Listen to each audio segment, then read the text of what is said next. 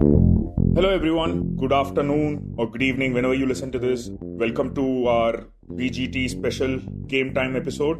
End of day one in Perth, and what a bonkers day it was. Absolutely crazy day of Test cricket. A total of 17 wickets fell, and as I think Mark Waugh put it at the end during one of the last couple of overs, I don't think anyone saw this coming. This is Game Time, the Indian Express special series that we're doing throughout the Border Gavaskar Trophy. Me, Vinayakk, is hosting this episode. Firstly, let's quickly cut to Sriram Veera from Perth, who's managed to find a quiet spot for a quick chat. He has an update from what was an incredible day of action, and let's listen to him first, and we'll be joined by Venkat shortly after. What a start to the test match and the test series. A mind-boggling day, in fact. No one would have thought where the day unfolded. Such a dramatic turn right at the end awaited us. India shot out for 150, and that time, it looked like, oh, here we go again, 1990s rewind. You're going to get one or two good innings from an Indian batsman. That's the thing to look forward to. How it was. But as we had said before in the series podcast preview, the Australian batting isn't that great. There was always this doubt to see what would happen. But with 150, the doubt was there, but with 150 is not a great score. So you wondered what they could do. The question that haunted India beginning of this match and also was there probably at when the innings folded up was what would happen once Jasprit Bumrah finishes the spell. He was bound to take a couple of wickets for sure. Uske baad kya? Who's going to take up?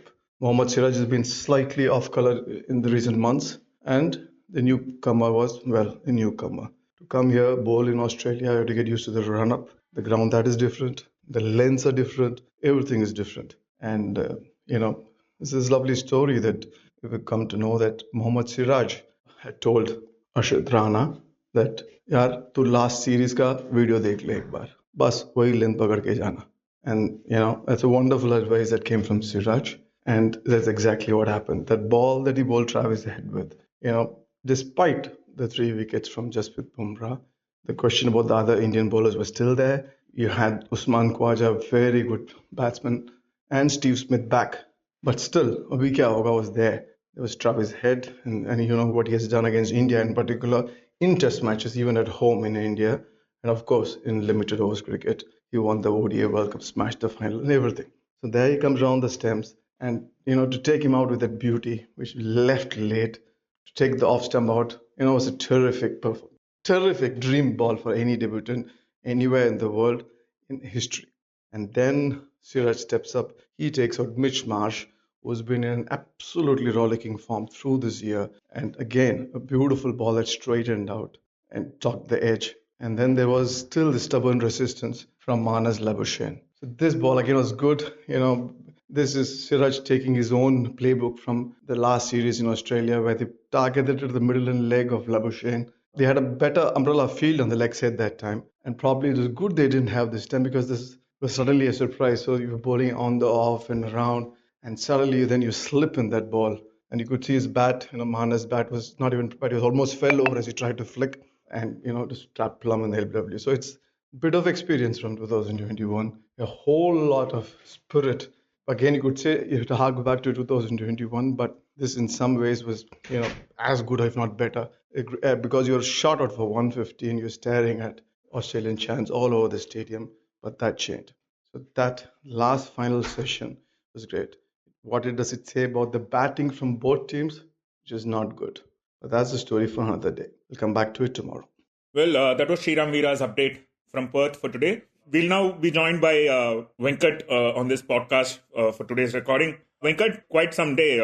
Surprised by how it panned out? Totally, Vinayakk. I'm really was surprised, especially after India being bowled out for such a low total. I didn't expect India to come back this good. And also, especially after Bumrah's initially there was not much. I thought, okay, man, it's going to be tough. It's going to be there are the memories of, or the horrors of 2011, 2012 tour was just going by. But I even took a slight nap actually by that point. But then suddenly that wickets, that one spell was just outstanding, isn't it? To get Usman Khawaja and Steve Smith back to back. And then even then I was little skeptical. Okay, what more? Who's gonna whether India will be able to sustain this pressure. But yeah, again, Mohammad Siraj, Harshit Rana, I think they have also like done that part right now. So yeah, it feels like it's like a nice surprise to start the Australian summer. One I thought I don't know how the result will go, but all that we expected was like, okay,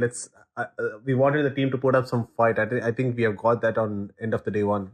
Yeah, for me, I mean, 150 all out after winning the toss and batting first, like you said, the first thing that came to my mind was, okay, so Australia are going to make India chase leather for a day and a half, and it's going to be a long tour ahead. I mean, of course, like the batters struggled, and that was, I think, the biggest worry going into the series, how the Indian batters are going to, already low on confidence, how they're going to tackle this deadly Australian bowling attack with the main four guys with 250 plus wickets and all that in the build-up. Yeah, 150 all out was not a good sign. But to think that Australia are now struggling to even get there is just something that I don't think was in the scripts. Even by all the measures of hype and build-up to this series, I don't think anyone could have seen this coming. And just Bumrah, man, what a guy, what a bowler. Yes, as Lasith Malinga said, he's just played best in the world, Bumrah. Yeah. I think the last couple of overs, towards the end of the day's play, Bumrah got one from around the wicket. He landed one in a good length area and the ball cut back into Stark. And he had a big smile. Stark had a big smile and just shrugged his shoulders. And 2 balls later, he got one to land almost at the same area and then it beat Stark on the outside edge. And again, he just smiled. It's just in those couple of moments, the batter, I think, was pushed to the background, and Stark, the pacer, was quite bemused to see how this guy was just having the ball on the string. Yeah, so let's go to the top and start of the day. India's batting, kind of what we were expecting, right? I mean, struggles against these guys, the length and the line and all that. And I think the batting was going to be a big problem area for India going into the series. How did you see that? Kind of unexpected lines?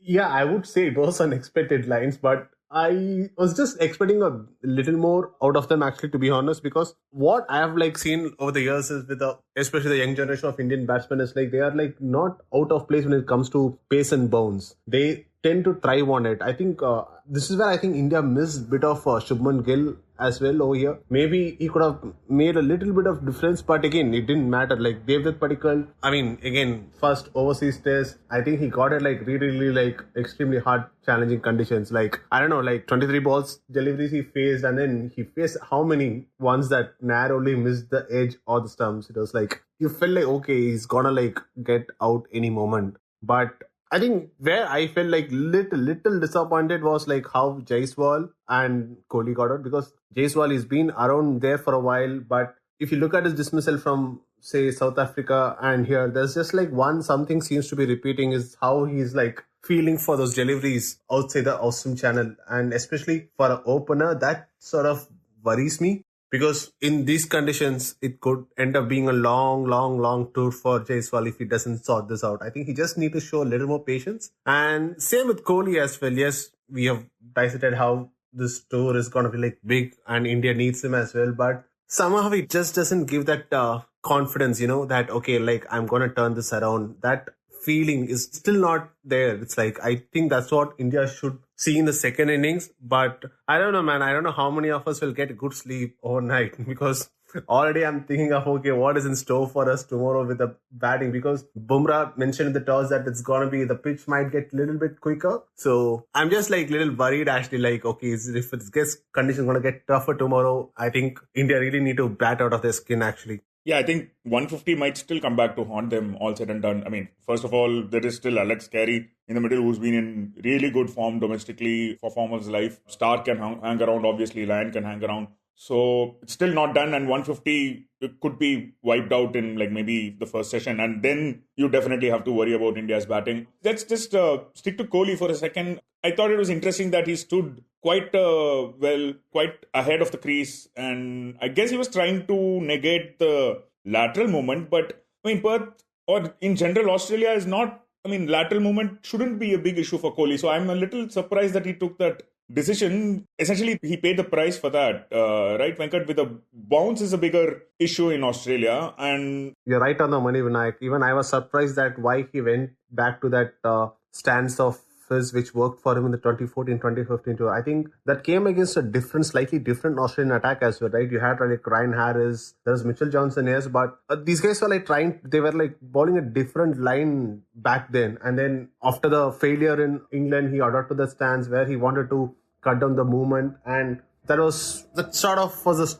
a peak of Kohli. But right now, when he's little struggling for runs and form, I would say it was just a brave decision from him to like adopt that same thing. But whether it was a wise thing or not, I think it's still debatable, I believe, because like you rightly mentioned, at Perth, you're like more worried about the bounce than the lateral movement. And then today we didn't see any, yes, there was substantiate movement. I'm not denying it at all. But more than that, I think the bounce was a factor. I think that's where, and that's what undone him as well in the end. So I was just slightly surprised with that approach. Probably, I think maybe there is like with a lot of analysts going around about stance. I think he might have a word or two. Somebody will have a word with him or two, I guess, by end of this test. Or who knows, even Ravi Shastri could just take him aside and say, hey, listen, just think over it a little bit, whether this is going to work for you right through the summer or not. Because if he's going to do the same thing, then I don't know whether it will give him as much success as it got him in 2014-2015 series.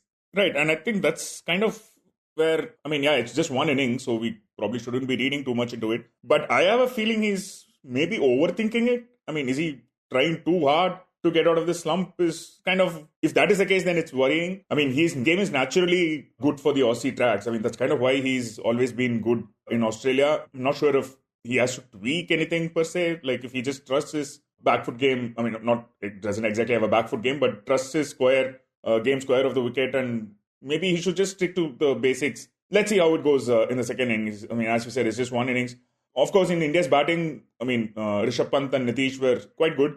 Before we get to that, the word on KL Rahul's dismissal. Venkat, where do you stand? In my opinion, it was definitely not out because it was inconclusive, in my opinion. I think majority would agree with it as well, because the television umpire, just before he ruled him out, he said like, can you provide me another angle of the replay? So which means that he himself is not fully sure that, okay, this actually took the edge of the bat. So he's also in a doublemint. He's not fully sure. Then without being present at another angle to go ahead and give him out, that was, I don't know. I don't want to call it stupid, but it looked like extremely like sort of, I think he jumped the gun over there. I guess he should have just like waited and said like, okay, the big guy, let me give the benefit of the doubt to the batsman. Because also, if you remember right, as soon as the ball was played, commentators on air said like they could hear the noise. I think it was Matthew Hayden on air, I believe. He said like he could hear the edge. But when the Sneeko was in use, he didn't pick two noises at all. It just picked one noise. So where does the second noise come from? They're like, then it showed the bat and pad coming with contact. There was no second spike at all. So which means like there's only one possibility over there from the visuals we got. It was the bat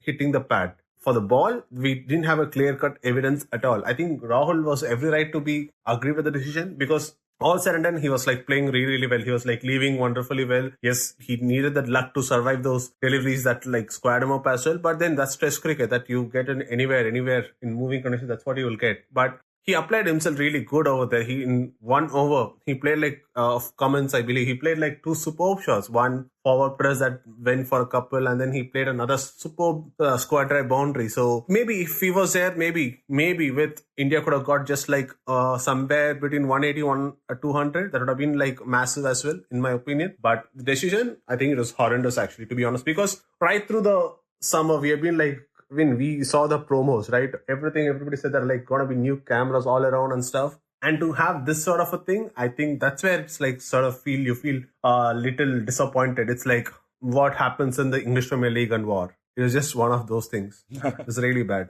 Yeah. No, so yeah, I agree. I think the big issue for me was, how do you overturn the on-field decision based on the evidence that you got, right? I mean, we've been constantly told that you need like solid evidence to overturn the umpire. I mean, if there is not enough evidence, I think we saw that with Rishabh Pant as well in the New Zealand test recently. And Rohit mentioned this at the press conference. Yeah, exactly. Good that you pointed out. Everybody were going after where is the hot spot that you find in Australia. Where was the hot spot here? Where is the hot spot here? Yeah, it's, I think, very unfortunate that on day one of the series something like this has gone down. Quickly moving ahead, a word on Pant and Nitish. I mean, we saw that 6 from Pant. Quite jaw-dropping. I saw someone said like one day Pant is going to hit a 6 with both his legs off the ground and both his hands off the bat.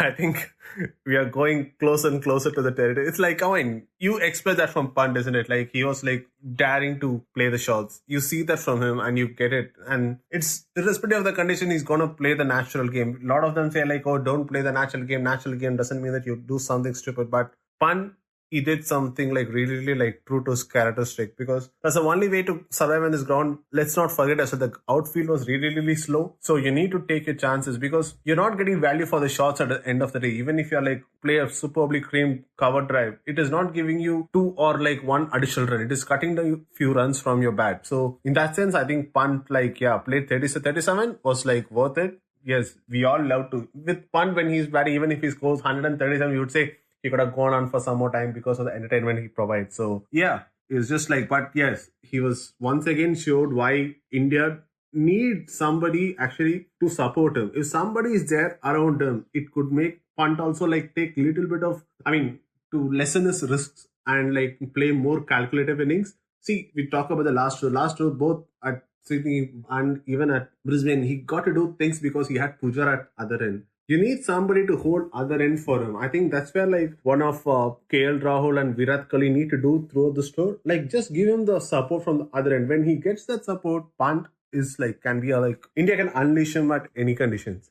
Yeah, he started well, and hopefully that's a good sign for the rest of the series. And yeah, Nitish too, I thought was quite impressive on debut. Played his shots, like you said, hung around, and that I think partnership might still prove to be crucial in the end game. Let's see. And yeah, long way to go for Nitish. He hasn't bowled yet. India have just used 3 pacers so far. And we'll just wrap with a quick word on India's bowling. We touched upon Bumrah already. Siraj and Harshit too were brilliant. I think we can just have a quick word on them and wrap it up. Venkat? Yeah, so bowling wise, I think still India still have something to do over here. You see, they have like got off to a good start. They have like been on the money right through this 27 overs. But tomorrow, the most important thing is to like wrap up the remaining 3 wickets in the first session, because once if it goes beyond that, then the period of frustration comes in. Then you never know what happens. And with Alex Carey, you never know. He's an informed batter, like you said, and he has been coming through on the back of like good Sheffield Shield games as well. So he is informed, and then he might score good quick runs as well, which could prove very, very crucial in the end. So if India get a lead, it will be like nothing like it. So in that sense, yes, they have like started on a bright note, but I still feel like, okay, we will be tested as in when the test and the summer moves ahead, because yes, Bumrah is there, but we were always had a huge worry about who's gonna like play the support cast with Shami not around. So I think maybe there's still a chance that Shami could join that for the last 3 tests or something, or the last 2 tests, but until that period, I think India really Mohammad Siraj, Harshit Rana, I think Krishna, probably at Adelaide. I think these guys have to like really step up the pedal. But speaking of this test, I think if India need to win this test tomorrow, India's batsmen has to like play out of skin. And more importantly, with the second innings, their bowlers, they need to be like show the same discipline. That's going to be the key here. Whether they will able to maintain the same consistency right through the test match, I think that's where it could potentially like decide the outcome. Yeah, that's a good note to wrap up. Crazy day, 17 wickets, bonkers day, like we said at the start. What does day 2 have in store? Let's see. Do tune into our podcast throughout BGT, and also we would suggest logging into the Indian Express website and see the dispatches that Sriram Veera has been sending from Perth. He's already filed, I think, 2-3 stories today. With that sort of a day, we have Sandeep G as well writing. We'll have Venkat chipping in with his insights as well on the website. So do read that. Thank you so much for joining us today, and hopefully we'll have more interesting action to discuss tomorrow.